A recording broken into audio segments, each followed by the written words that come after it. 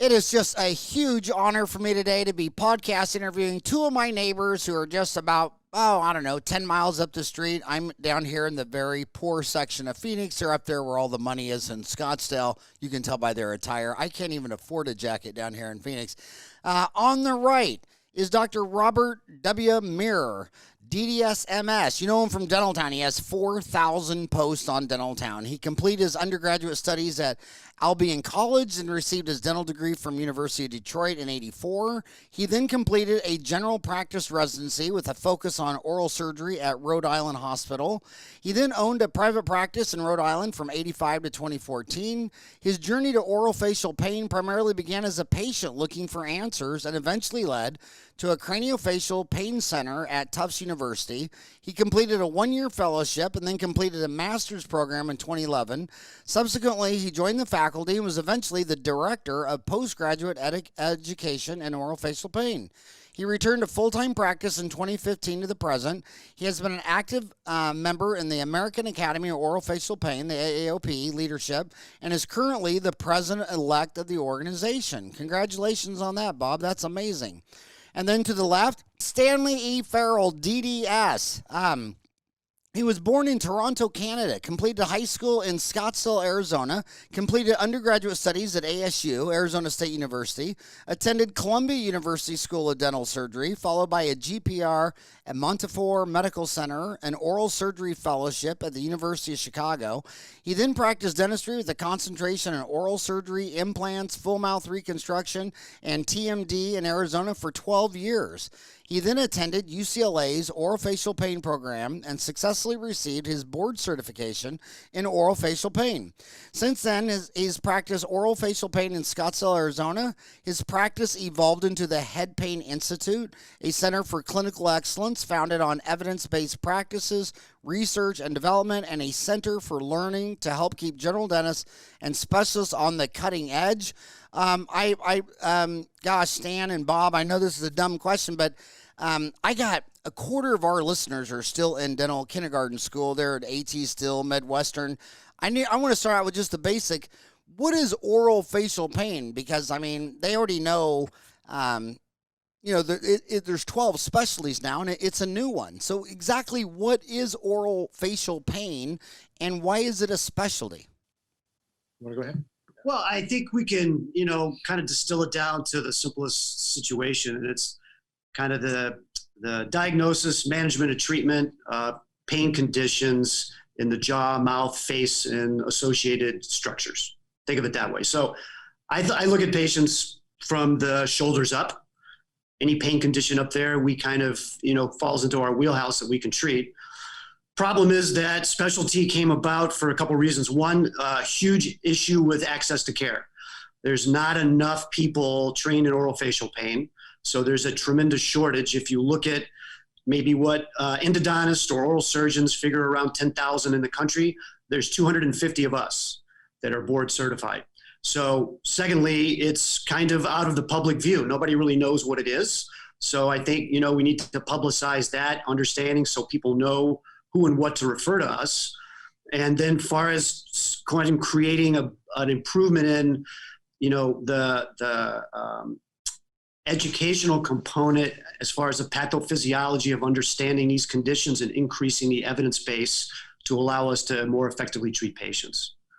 Yeah. So it's in between medicine and dentistry, and it's not taught in undergrad, medicine, or dental school. So a lot of people fall through the cracks with a lot of conditions that go years without treatment that I think we can help now. Well, speaking of cracks, when you look at the floor of the pole, you can't ever find the MB2, but you can definitely see that crack on the floor. Out of all the specialties you could have been, what was going on in your life and your journey where you ended up in a place where only 250 other dentists are instead of where the other 200,000 dentists are? Did you get lost? Yeah. How'd you do it, Stan? I mean, I think our stories are a little similar, but yeah, pretty similar. So, we, as dentists, you end up finding things that you like in your practice, right? Like to treat. So for me, and I think for Bob as well, is like we had an interest in TMD and full mouth and doing all these things. And we both went to Pankey and kind of did that whole thing. And you find out a lot of this stuff works, but there's something missing. There's something missing because, you can only get a percentage of the patients better. And what you find out is it's not all occlusion. It's not all teeth. There's someone else involved in treating the actual head, the entire head and neck of a person, right? As well as the jaws.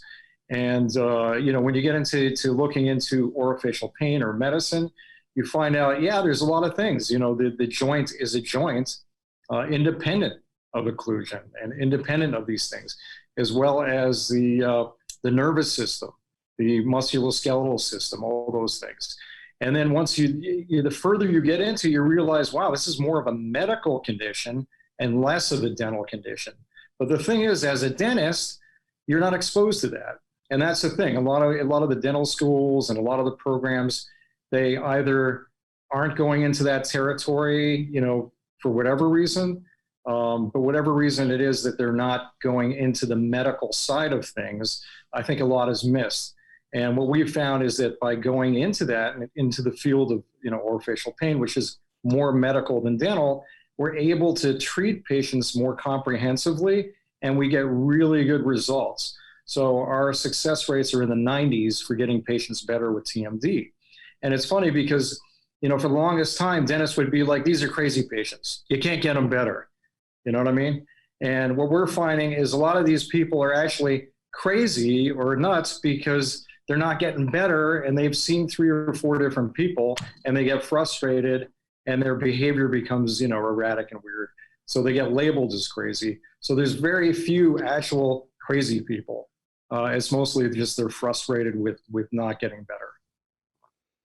And so it just became a specialty this year. I mean, Bob, you posted this on Dental Town. I think it was just April 3rd this year. Today, the ADA announced orofacial pain, and you had a link. That basically below is a link to a recent National Academies report that recommended this due to the fragmented nature of the field and the poor access to care with patients. And I've always been saying all along that the specialties, the ADA always is, a bunch of dentists get in a room and decide if it's going to be a specialist. And I think that dentistry doesn't even begin until a patient goes to a dentist and gives them a coin and says, can you fix my tooth? So we should be patient-focused, not dentist-focused. And that was the case in Texas where that guy was saying he was an implantologist, and then, the board was saying, well, that's not one of the specialties. And the judge said, according to who? And they said the ADA. And they go, well, the ADA is a membership program. It's not a government agency. But I always thought, my God, if I had an implant, and, and one guy had to place it and one to restore it and someone else, it'd be nice just to go to, well, here's a guy that just does implants. So I think the specialty should come from the patient's want, not what the dentist demand. But is the specialty working out? I mean, how's it going? Well, sure. I mean, it was 40-year struggle, to get us here. It started 40 years ago. So I think it's so early on that we're still trying to let the dust settle from the decision. Certainly, this field can be fragmented at times. And so I think our goal is to make people understand we're not trying to usurp anybody's ability to treat patients any more than any other specialty does. We're just looking to evolve it and give patients access to care where they haven't had it before, with somebody whose primary focus is on just those issues all day long. And our practice, as Stan alluded to, is more of a medical model than a dental model out of necessity. So we bill medical insurance, not dental insurance, which is another big leap for a lot of dentists, although I know that's become a little more of an issue with sleep coming into dentistry, with people understanding that. My journey, same as Stan's, although different in one aspect, was I was a patient and I had a lot of issues that had no resolution that I could find, even though I went many, many places trying to find help. When I finally did, I kind of decided it was something I should dedicate myself to, helping people avoid the travails that I had to go through to get some answers. Now, will HIPAA allow you to share your story, or is that illegal, or is it personal? Would you prefer not to? I mean, no. If you know me, you know that it's not a lot personal to me, right? So, well, it started when I was young, so I had jaw clicking and some pain, and as an adolescent and young adult male, I didn't really care because you power through and you get through life. It wasn't that big of a deal. And then it started to get more and more severe. And as I got in my 40s, I started breaking teeth. and having lots of damage because of loss of support in my jaw joints. And then the pain got worse, and I had headaches maybe 25 days a month. So when I finally went through some dental treatment for that, the dentistry I had done was, about as good as you could get by some of the best dentists in the country, but it didn't resolve my pain. So my teeth were improved and my bite felt fine, but my pain levels and my degenerative joint disease didn't get any better. So then I finally got into more of a medical issue with orofacial pain, and I finally got some help, and now maybe I get 1 or 2 headaches a month instead of 25 or 26. So it's been life-changing to me, and I hope no one ever has to go through what I went through. And maybe had they paid attention to me when I was young and caught me early, I would never have gone down that road in the first place. And a lot of people that are in pain, when I got out of school in 87, I got to remind people, when I got out of school in 87, no one ever mentioned that an opium had a problem. I never heard of that. It could be an addiction. I mean, sure. But I also never heard of sleep. They never discussed sleep or anything like that. But a lot of people who end up having a lot of pain, like back pain or whatever, got addicted to opioids, and that turned out to be a nightmare for their life. And your specialty is called, orofacial pain. So is narcotics a big problem in your patients because they've been in a pain for a long time that now they're dealing with addiction and pain? I think you'd agree with me that we see it some. We almost never use narcotics, virtually ever, sometimes in acute instances of trauma and such, but we rarely use it. They've also kind of shown through research that the trigeminal nerve system gets sensitized from the first dose of opioids. So you try your best to avoid doing that in people if you can help, and then that changes their ability to manage pain in the head and neck region for the rest of their lives. So it is a big deal. But the patients we get that have gone down that road, oftentimes, we're not going to send them through, rehab and detox, but we'll work with people who do. And many times when you get them off of the narcotic, a lot of their overall pain is better because they've been sensitized to more pain simply because they've been on opioids for a while. Yeah, so I've seen the same thing, and really what it comes down to is I've seen that patients that are on opioids or medications of that nature typically get worse over time, even though they appear to feel better.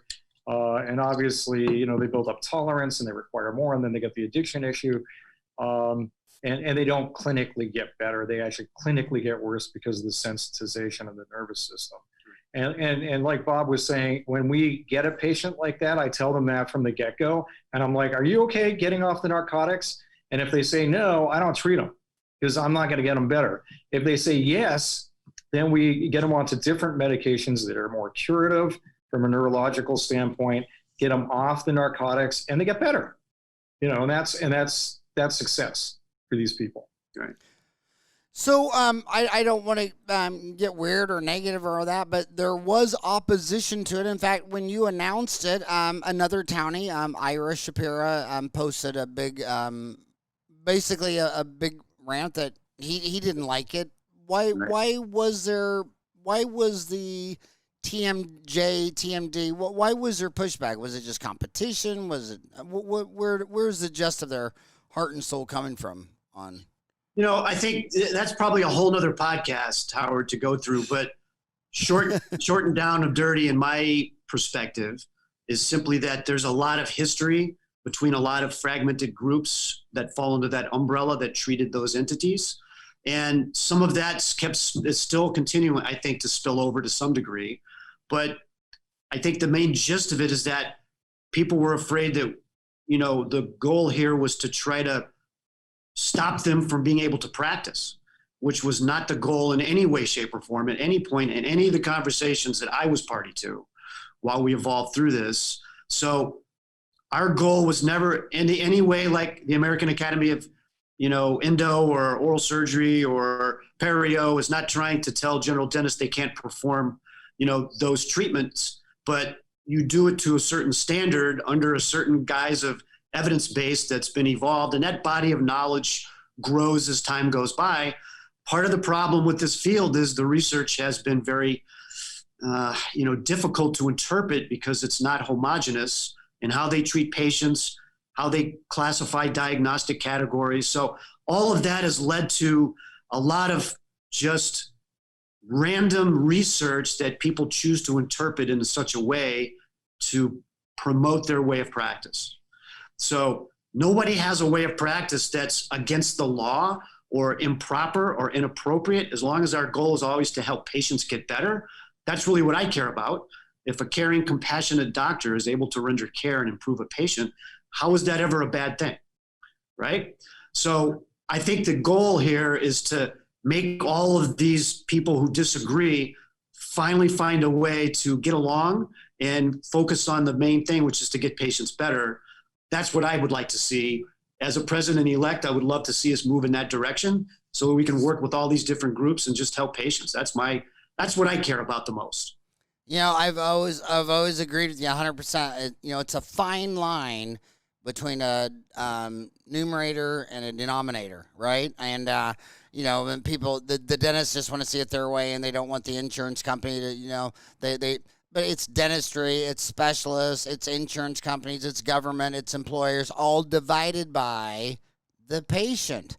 So, when people have these insurance debates, it's like, I always tell the dentist, well, if it's so easy to go sell insurance, then why don't you go start an insurance company? I mean, I remember the ADA started an insurance company, direct reimbursement. I still haven't got $1 of direct reimbursement. So, as long as when dentists and the ADA and Delta and all these stakeholders sitting there, it's all divided by the patient.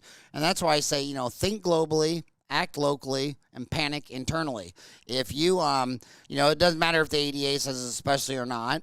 It's your autonomy to decide, I'm going to try to retreat this failed molar endo, and that's when the panic sets in, and you start wondering if you're going to be able to get all the old gutta perch out and be able to, you panic internally. So yeah, just put the patient first. It's like Google. I mean, their mantra when they started is first do no evil.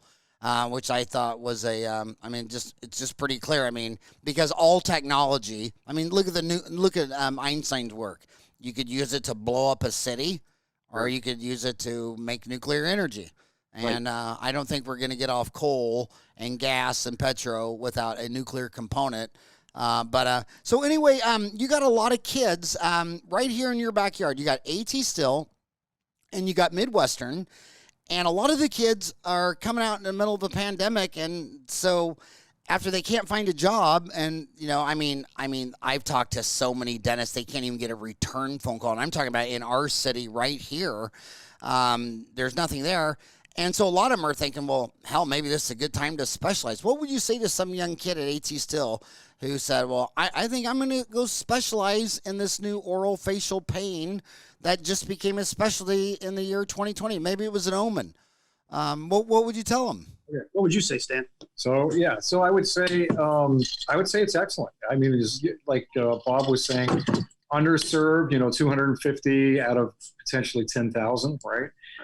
And now the fact that we've developed, we've got the residency programs, right, and fellowships, and we've developed protocols to getting patients better, right, and getting reimbursed by medical insurance.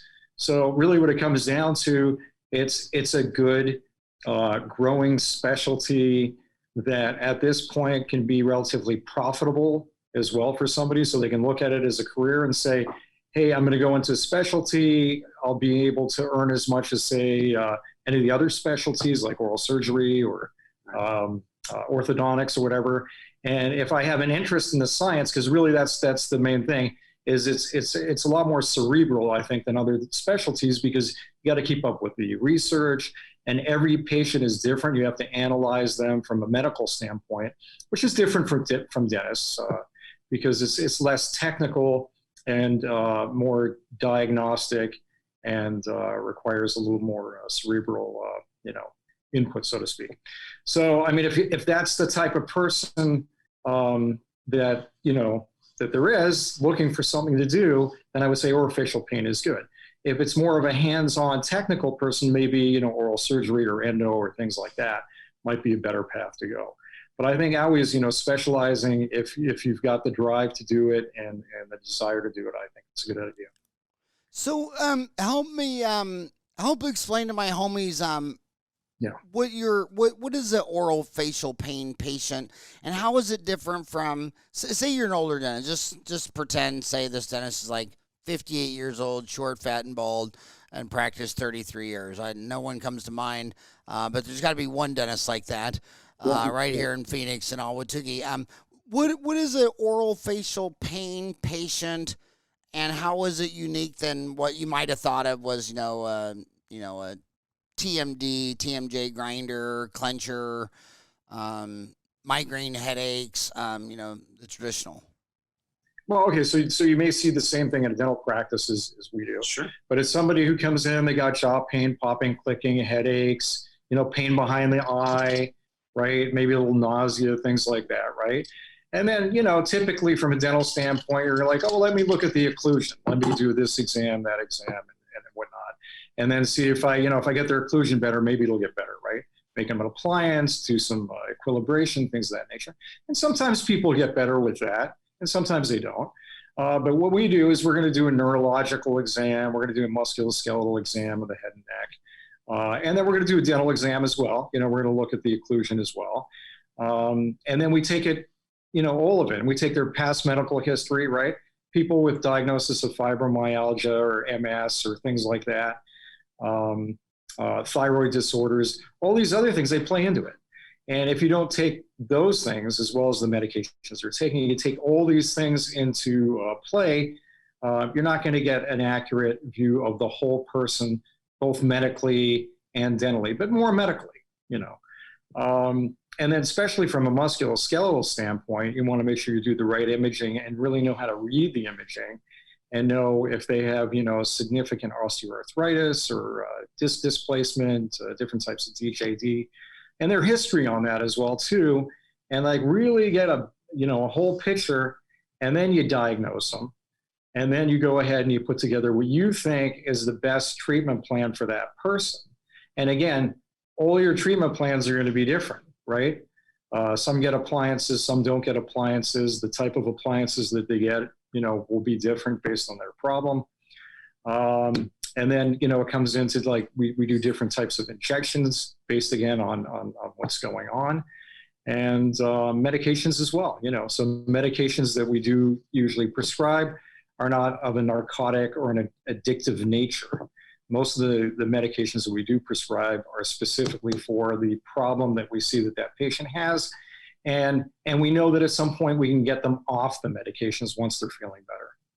So that, I know I said a lot, real quick, but that kind of, should present that what, as dentists, what we do and what we're trained is significantly different. And that kind of, I would think kind of sums up the difference between orofacial pain, experience for a patient versus the dental experience. Well, I think of it, Howard, like, what do you do when it's not the teeth, right?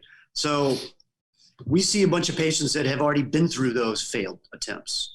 The goal for me would be to love to see general dentists be educated to the point where they can understand how to discriminate between those types of patients that could be easily treated straightforwardly by simple conservative treatment in a dental practice, or something that's not quite exactly what it seems because the problem is stemming from something else. That's kind of where orofacial pain comes in, is helping to learn to discriminate between something that's not quite as straightforward as it appears.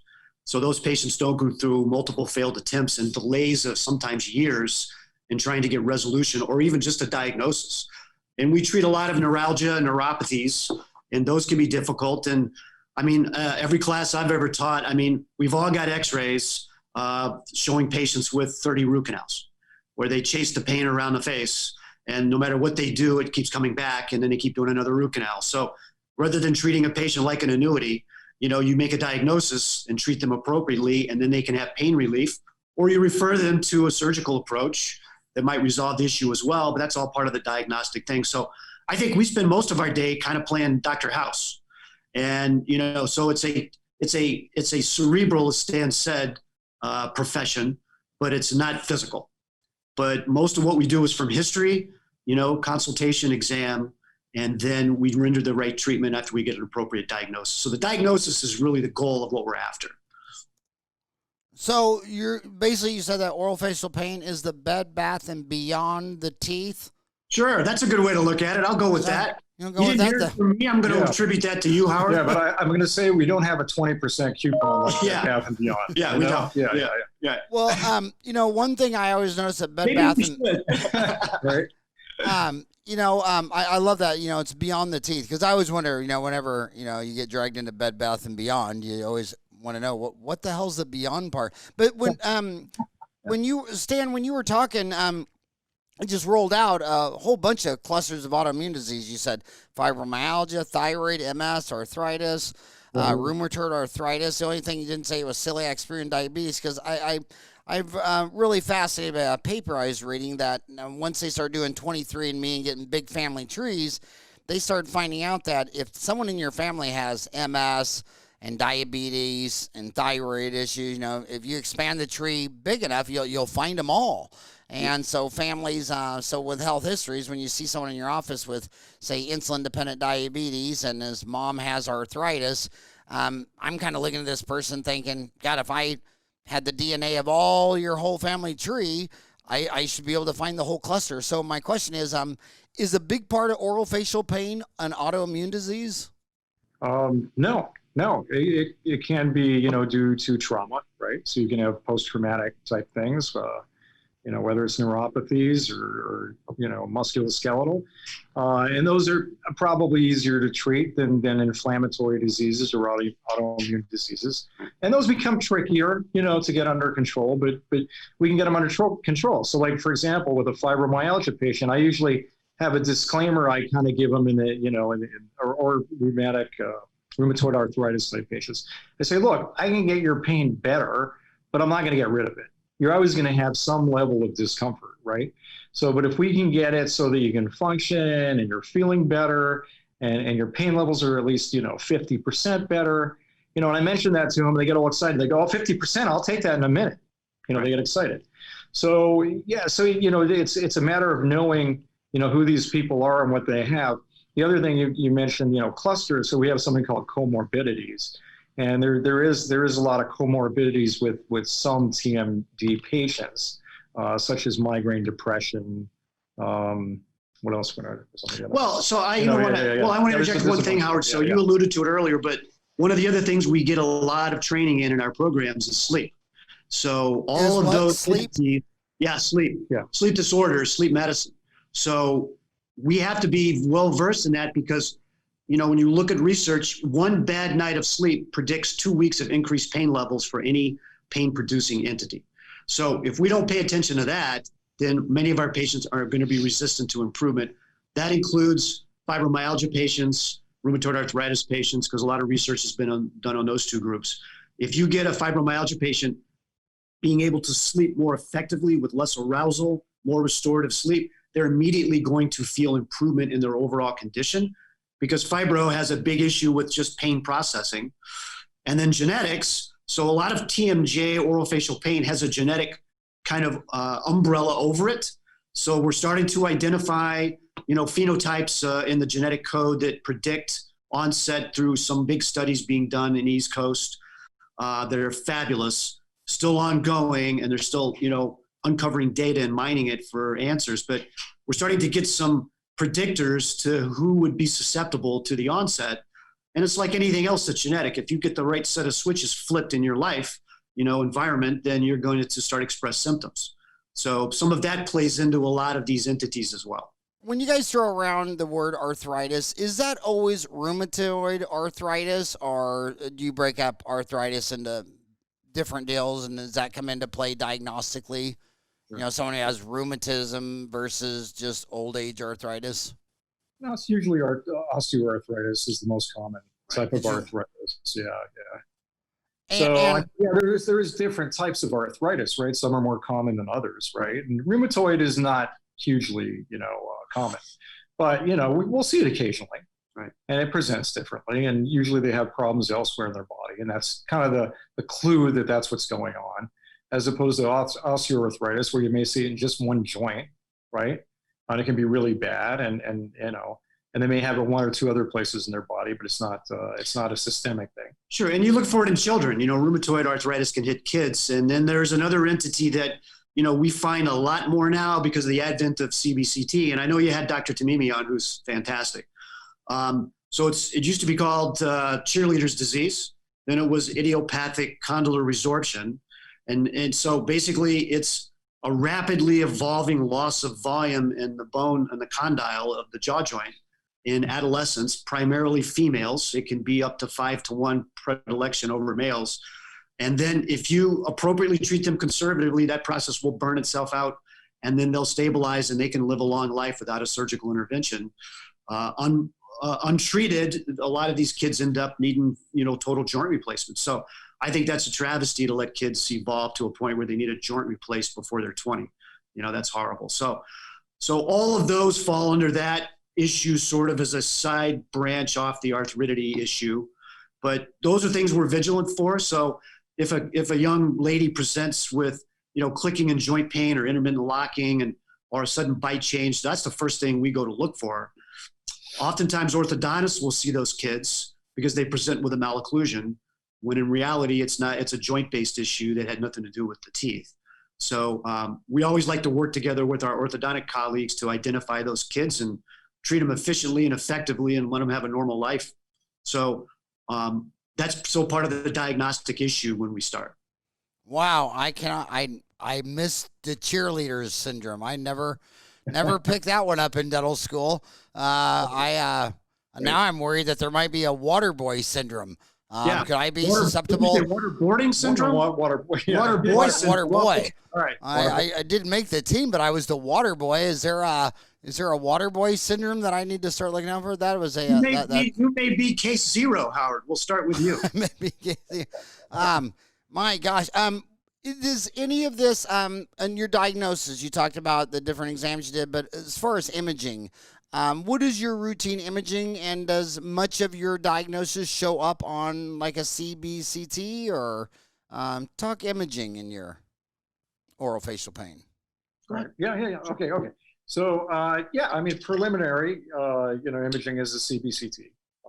Panorex really doesn't show enough. We need some thickness and some decent slices so we can see what's going on through the whole head and neck, really, right? And then from that point, then we decide, do we need an MRI, right?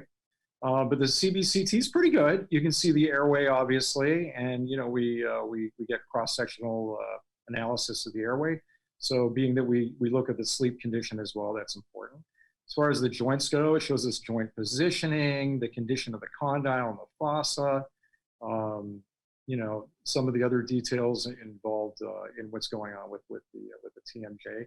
You can also see other things in the face, sinuses, that's important, as well as the jaws. What's going on in there? Is there anything else going on in the mandible or maxilla that nobody else has caught that could be causing this discomfort? And it may not be TMJ or TMD, right? It could be something else. So I think the CBCT is an excellent screening source of imaging, and then I think you can decide from that point if you need to order further imaging, and usually it's an MRI. In most cases, if we need to. So just for the kids, CBCT is more for hard tissue, bones and stuff, where an MRI is more for soft tissue. Yeah, soft tissue. So like say, for example, disc displacement, right? We know that if somebody's got popping and clicking, they have some degree of disc displacement, right? And if we do a CBCT and we can say, you know what, the bones look okay, everything looks pretty okay, right? Maybe a little bit of osteoarthritis. But we could see that the condyle is posteriorly positioned, and they got some popping, clicking, and we know that it's displaced. The question is, do we need to see the disc? Is that going to help us? Most of the time, we don't need to see the disc. We can start treatment with them, and then we have to decide, when would we need to see the disc, right? And it's usually if we're not successful in recapturing the discs, which we can almost consistently through treatment. If we're having difficulty with that, we're like, okay, let's see where the disc is. Why are we not able to recapture it? Or if we're looking at them and we're like, yeah, I think you might be a surgical case. Let's go ahead and get an MRI and see if, in fact, you are a surgical case, and we'll get you to the surgeon, So that would be in a TMD case, what we're looking for. But, in other cases, if you're looking, you look at your CBCT and you see some weird things like weird calcifications or little joint mice or things like that. And you're like, yeah, I think we need more detail on what's going on here. But the key, but would you say, when you hear the popping and clicking, it's got to be a pain. I mean, I don't know if any of you grew up Catholic, but when I go to church to this day with my mom and my sister, I mean, Catholics, they stand, sit, kneel, stand, sit, kneel. They just can't sit there for an hour. And every time they stand, sit, kneel, you hear all these knees popping and clicking and popping and clicking. And it sounds like the 4th of July. But you're saying that there needs to be pain along with those noises. Just noises by themselves in the jaw, does that concern you much if there's no pain associated with it? Yeah, I mean, so typically a lot of people have, noisy joints, right? But if they don't have any like other pathology or discomfort, or it doesn't interfere with eating and it doesn't lock, to the point where they can't open and close, we just keep an eye on it. We don't really treat it. Would you agree with that? It could be up to a third of the population has jaw joints that make some noise. So in and of itself, it's not really a huge problem like we used to believe it was. Somebody that's locked and can't open from the obstruction, that's a whole different ballgame. You would at least want to get them moving back and forth. If you can't do it and get cartilage reduction, so at least there's some movement, then inevitably over time, it's treatment, physical therapy, sometimes injections, and you're getting basically the retrodiscal tissue to stretch out and try to get a little denser and resistant, and they can still function fine. I mean, if you look at 100 people like that at the end of a year, close to 90% of them are probably functioning pretty close to a normal level again, given some conservative medical intervention. So yeah, I don't care so much if it's a non-painful click, but I always want to tell them just to be vigilant for something advancing or progressive. And I hate to be so pedantic asking such basic questions, but it's so new and it's so confusing. The new specialties, so your orofacial pain, there's also oral medicine and oral pathology. So if you were in dental kindergarten school and you're like, well, what's the difference between oral medicine and oral pain? So what is the difference between orofacial pain and oral medicine and oral path and oral radiology? Maybe start with orofacial pain and oral med. Well, I think the difference discriminate between those two is oral medicine is typically focused on treating medically complicated patients, right? And so they look at soft tissue conditions and systemic illnesses, and pathology will look at tissue disorders, right? So or bone disorders or a pathologic entity that's present that you can find in the body or that you're concerned about. So they discriminate into, I think oral pathology focuses more appropriately on diagnosis of resistant or things that don't improve on their own. We all know things in the mouth typically heal fairly completely and fairly predictably. And when they don't, then you want to investigate that. I mean, when I was young in the practice, because I'm older than you, I think, Howard, I think we would always refer those patients just to the oral surgeon because we just assumed everything was a biopsy and sent it to get examined by a medical pathologist and we'll get an answer. Now we have oral pathologists to do that for us because they're just as well trained as our medical colleagues. I think oral medicine, the focus has been on, in academics, treating medically complicated patients in the dental school. So I think that evolved from that trunk of a tree, and now they've branched out to trying to get in private practice. Now there's a dual program at USC that does oral medicine / orofacial pain, so they can graduate with a dual degree in that, which is fantastic because we do end up treating as orofacial pain specialists a lot of medically complicated patients as well. So there, of course, there's some spillover. I think that will get refined as time goes by because some of these specialties are so new. But we look at our problem is oral medicine doesn't necessarily focus just on painful conditions. They can treat more chronic, soft tissue conditions and things like that might end up being diagnosed by our oral pathology colleagues as well. When you talk about surgery, I mean, gosh, we've been out a long time. I mean, I don't know how old you are, Bob, but I found out Monday night that on Monday Night Football. I sat down to enjoy Monday Night Football, and they had to start with, it's the 50-year anniversary. And I thought, damn, I'm 8 years older than Monday Night Football. That's not how you want to start Monday Night Football. But it was really great. They were showing the clips from the originals. But when you said earlier, you know, sometimes you look at this, you send them to the surgeon.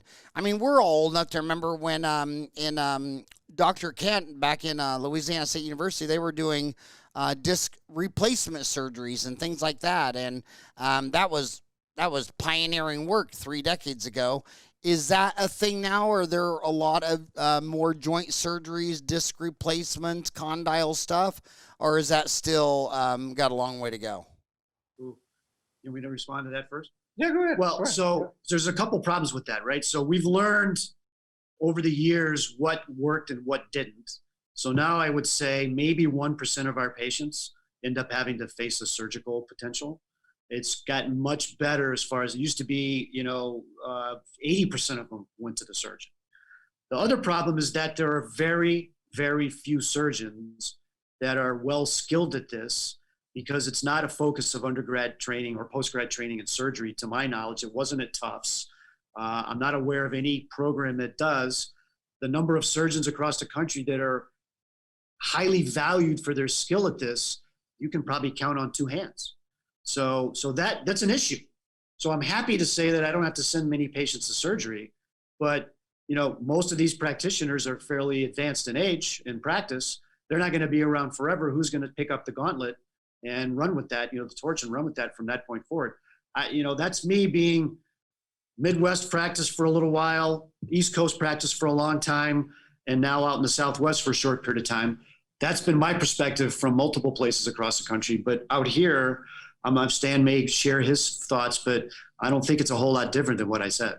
No, it's exactly the same. There's very few people. I always, so there's one particular oral surgeon in Arizona who does most of the surgeries, and he does them well. Yeah. And then there's a handful that kind of do some cases. Mm-hmm. And unfortunately, sometimes, if I try to send to one of these oral surgeons, they don't always want to do the case, because, the success rate for arthroscopy or arthroplastic surgery in the TMJ, the success rate's not good, right.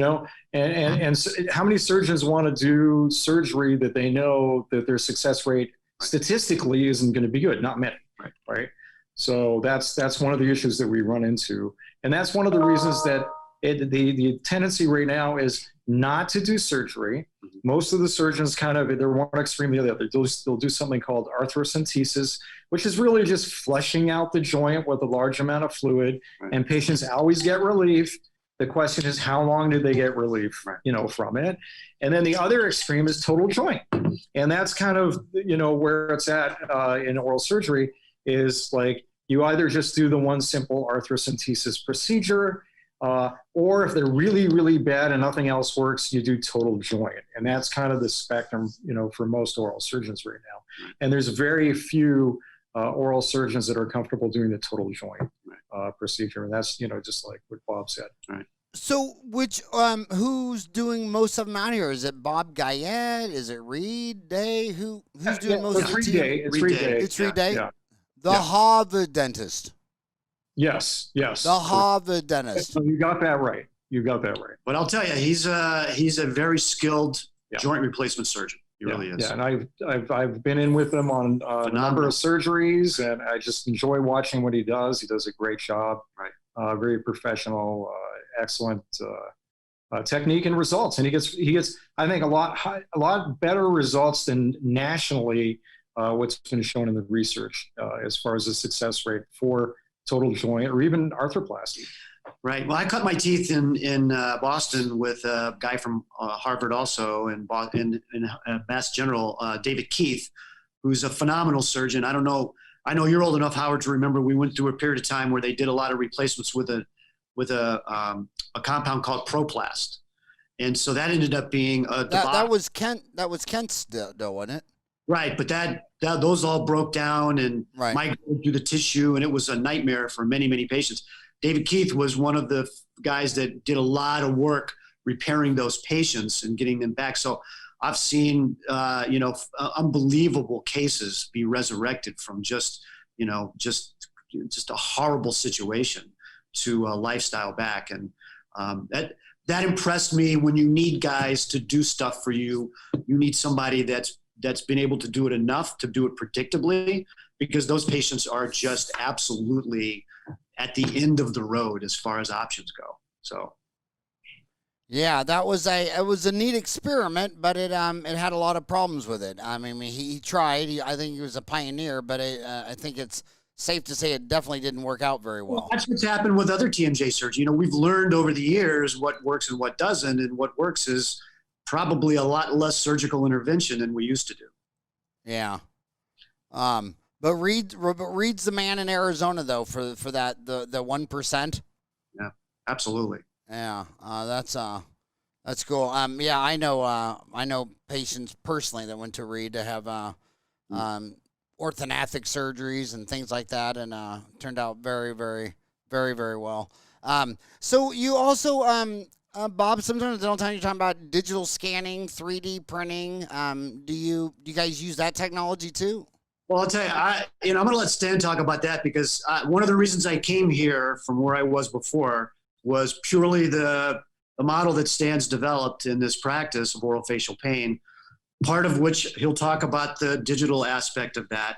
The other part is the use of ultrasound for injection, which I can tell you in orofacial pain, I firmly believe that I don't think there's anybody else in the country who does what Stan does. So I learned that from him, even though I did a ton of injections before. So he's a technology guru. So I'm going to let him talk to all of those, but I want to give him some acknowledgement for creating something that's unique, that I think other specialists in my field should share. And if you're young and getting into this, this is the way to go, man. It's the best. Sounds like, Stan, you got to make an online course on Dental Town. I mean, we put up 400 courses. They've been viewed over 1 million times.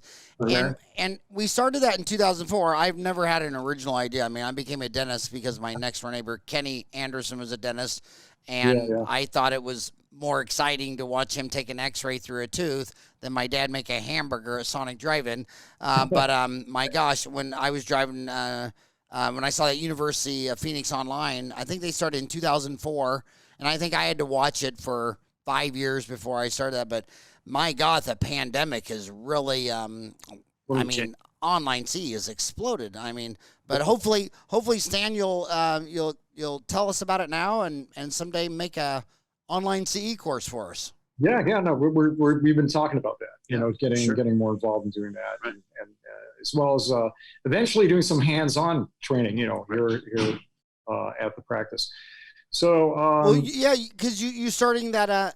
You're calling it an institute. What are you going to call it? The Head Pain Institute? Head Pain Institute, yeah. So it used to be AZTMJ, right?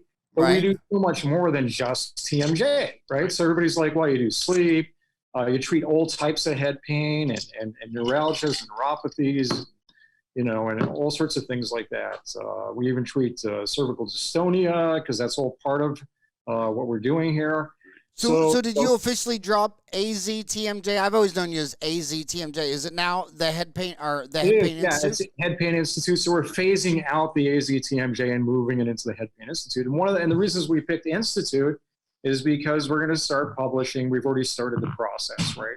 Because we're doing a lot of unique things that there's not enough papers on. So we've got to put the papers out. So that's part of it.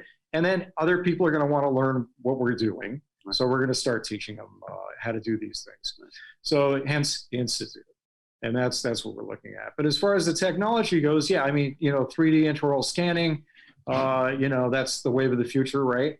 And I noticed that a long time ago, when a lot of the orthodontists I know were doing it and some dentists were getting into it. I'm like, I got to do that because I'm taking impressions all day, right? So let's do that. And then I was, using an outside lab, and I was like, wait a minute. I do enough oral appliances and stuff. Why don't I have my own lab? So we had our own lab. And then we got into 3D design on the computer. So we're taking the 3D images, we're designing the appliances. We're now 3D printing the appliances or milling them out of blocks of orthodontic acrylic. And we're getting phenomenal appliances that require very little adjustment when you take it to the patient, which is phenomenal because when I was getting stuff from other labs, it was taking forever. And because of the way that I design things and kind of prescribe the appliances, I have certain thicknesses. If I'm repositioning, I got so many millimeters forward I'm moving people, things like that. So they're very detailed as far as my prescriptions for the appliances. So just having that in-house and being able to computer design it with extreme accuracy has been phenomenal as far as that goes. Ultrasound, for example. So I didn't make that up, using ultrasound diagnostically or for guiding my injections. That's the standard of care in pain management and orthopedics and other areas of medicine. They all do that. They've been doing that for a while. So I just took their courses and got some good ultrasound equipment and just worked at it. And I've really developed some really good techniques in the head and neck, which is good because, when I was taking the courses with the medical people, they didn't know what to do. They didn't how do you use ultrasound for a TMJ injection or any facial injections or, some of the areas in the neck. And so I had to kind of develop that based on what I learned from these people. And right now we're all doing that and it's phenomenal. I couldn't imagine doing a lot of the injections that we do without the assistance of ultrasound. Right. Great. Well, when you start that Head Institute, I want to tell the kids something really important. Like, it's really easy when you get out of dental school. Half the general dentists in America, 150,000 general dentists that work 32 hours a week or more, and there's 30,000 specialists that work 32 hours a week or more. And it's really a common mistake to get out of dental school and say, well, I don't like molar endo. I'm not doing molar endo. I'm going to refer that. I'm going to learn all these other stuff like Invisalign or something like that. And that's all great. But remember, in dentistry, the most important thing in all of the medicine is to get an A on the diagnosis and treatment plan. You don't have to do it, but you have to learn enough to triage this patient. Right. And that's why, look at business deals. The fastest growing business deal has always been 1 + 1 = 3. Like if you took 100 kids to a pediatric dentist, 100 moms are going to say, is little Bobby going to need braces when he grows up? And you say, oh, well, to answer that question, here's a form, and you need to go make another appointment at an orthodontist, another place and time. So now you see the business model is a pediatric dentist and an orthodontist 2 in 1. We both are out here where Clear Choice said, well, let's take an oral surgeon and place the implant with the prosthodontist, with the lab tech. Let's put it all under one roof. And now you got $100 million company from coast to coast. It's been sold 5 times. So when it comes down to some orofacial pain, you need to go to the Head Institute to at least learn what the hell is it. If you can't diagnose enough to triage and send this patient on the right way, then the most important specialty in my mind has always been dental public health. And, everybody wants to talk about orthodontists and endodontists and oral surgeons, but at the end of the day, we live on a planet with 8 billion people. 4.5% of them live here in the United States, 331 million. And at the end of the day, when someone stumbles into your dental office, you need to be able to triage them through 12 specialties. I mean, when you go to the hospital with a broken leg, you don't ever hear, well, I'm sorry, we don't do legs. You need to go to the hospital on the other side. It's like, what the hell? I thought there was a hospital. I mean, if you fall off your bike and get run over by a car, they just take you here. They don't tell you when you get there you can't do something. And every dentist has to be a dental public health dentist first in order to know enough to get them out of pain. Like if you can't do the molar root canal, well, can't you access it and put some former crease on there? Can't you do something, And by the way, when you go, the most embarrassing thing about me being a dentist in Arizona is always when you get the report that 8.5% of the emergency room visits were odontogenic in origin. And we've all seen those patients. What do they give every one of them?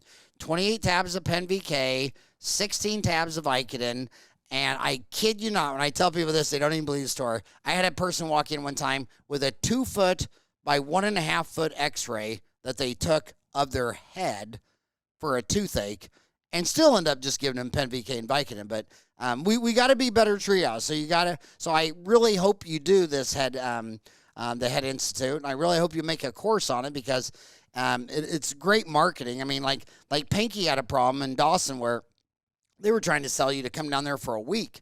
So they made a 1-hour course to summarize each week so you knew the difference. And so hearing about going to Panky for a week or Ross Nash or Scottsdale or Coyce or you guys or whoever, it's nice to deconstruct well, here's a flyer, here's a course, and a nice little hour in the middle like, well, what is this all about? And Stan, if you did that, that'd be awesome. Or if you both do it or what have you. So is this something, do you use Botox much? Like if you saw 100 patients, how many times would you use Botox? Well, we use it 2 to 3 times a day on patients. I mean, that's a lot, right? I mean, if you think about it. So, I mean, yeah, I mean, I think Allergan loves me, Well, out of 100 patients, how many do you think that we... Oh, out of 100? Out of 100... Out of 100, probably 10%. Yeah, maybe 10%. I think 10%, right. Which I think is a fair amount. Right. It's funny because I have patients come in and they go, I want Botox in my jaws, right? And I go, well, let me do an exam on you and see if it's a good idea, right? And, most of the time they don't need Botox. We just do some normal treatment and I'll tell them, hey, let's go ahead and try this.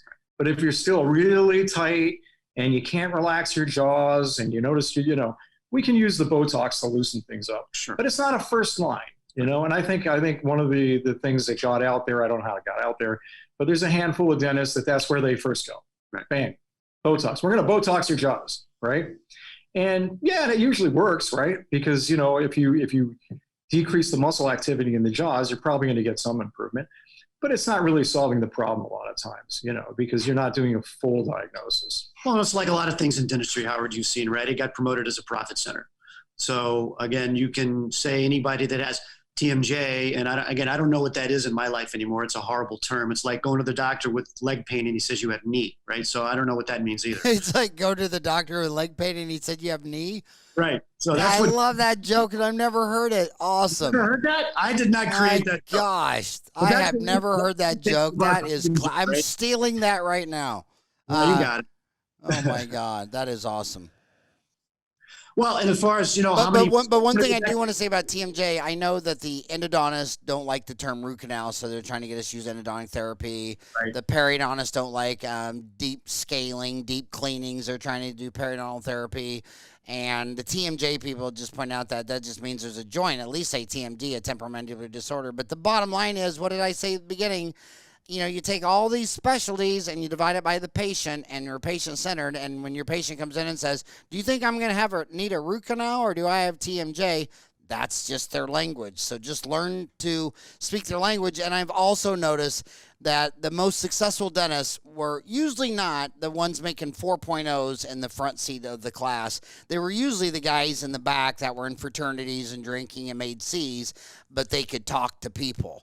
And I cannot tell you in the last 30 years how many dentists I told, you'll really increase your treatment plan presentation if you would just get a job as a waiter or a bartender on Friday and Saturday nights, because if you can't keep a table happy because they ran out of iced tea and butter, and if you can't talk, and if you're afraid of people, I mean, what better place than a bar where everybody's drunk?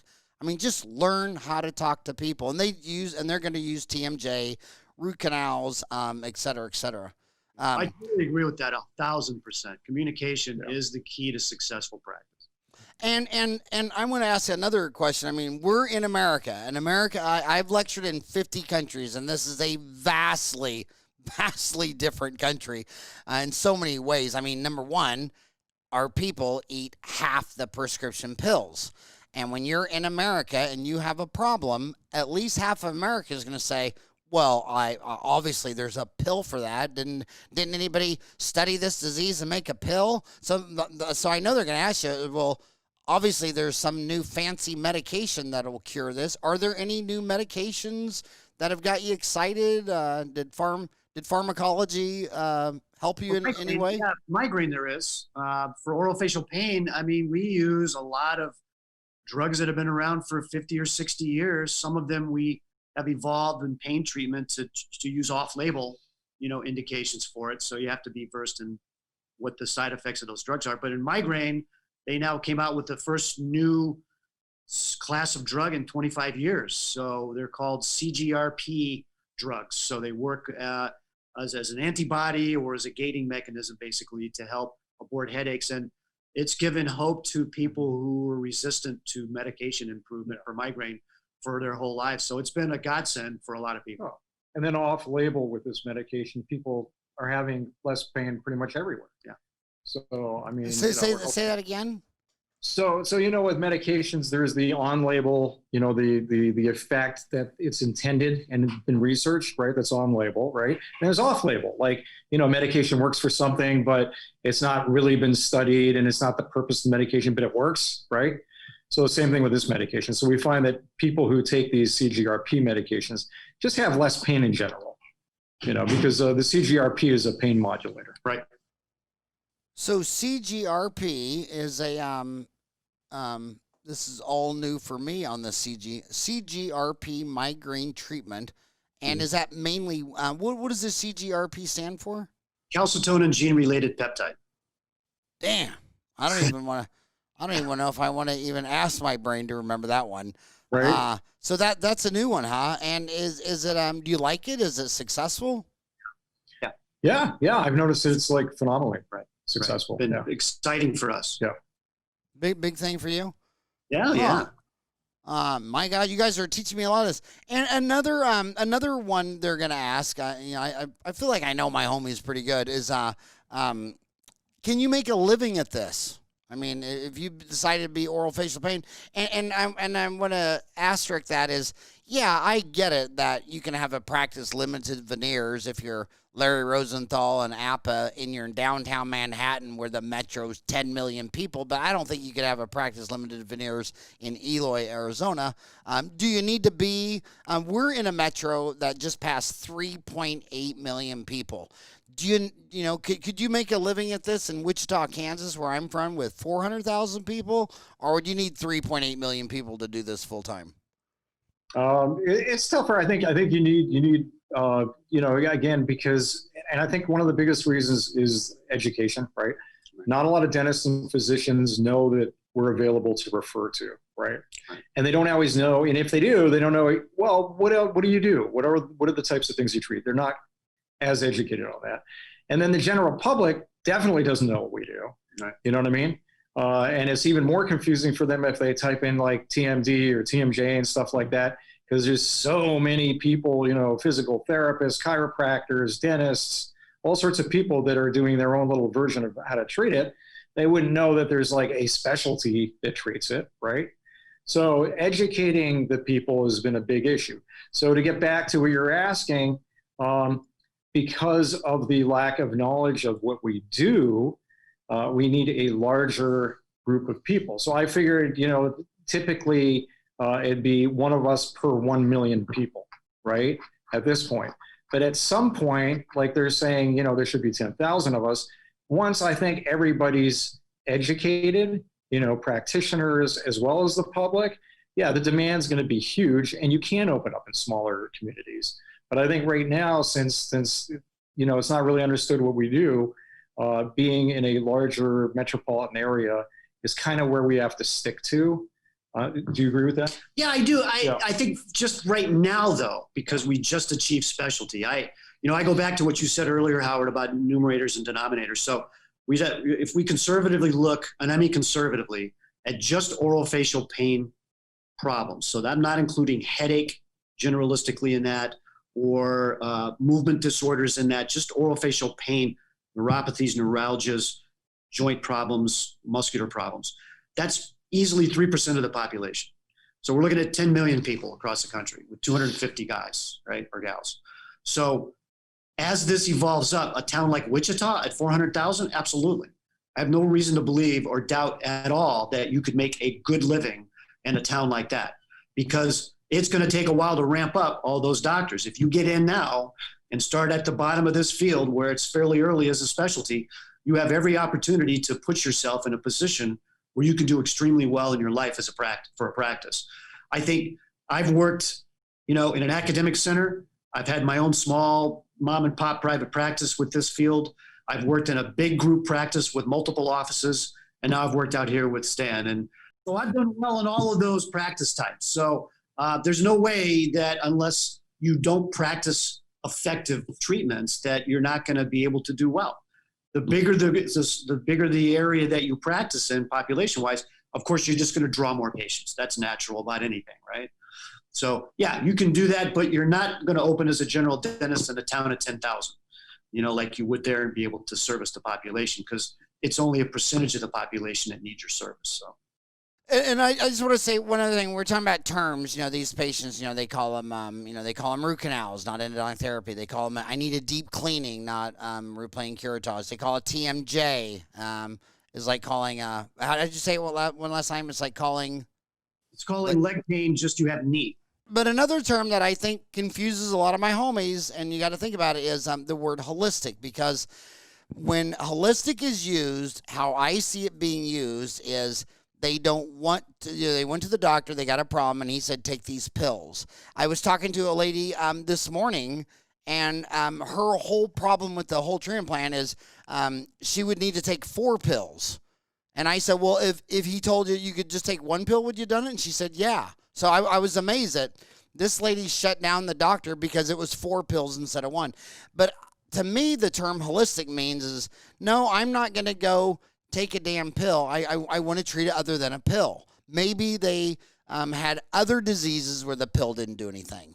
But anyway, and I've also noticed, especially in San Francisco, where I'm talking about the most, that if you put holistic dentist on your website, on your sign, on your SEO, people will drive an hour across town. In fact, one guy in San Francisco I know, he advertises on his website that he's the only dentist in San Fran who's off the grid. Well, we can do that in Arizona. You can call SRP and pay a little bit more money for your electricity, just have it come from a solar field. And he says it's so ridiculous because everybody that comes to him drives their car like an extra 45 minutes to go to the dentist off the grid. It's like, okay, well, how much petroleum did you burn extra in gasoline to go to the dentist off the? So I think holistic is a big term because if you say you're a holistic dentist, I think at least, I don't know what percent of America, but I think it'd have to be a significant quarter would think, well, good, I want to try him because I don't want to go somewhere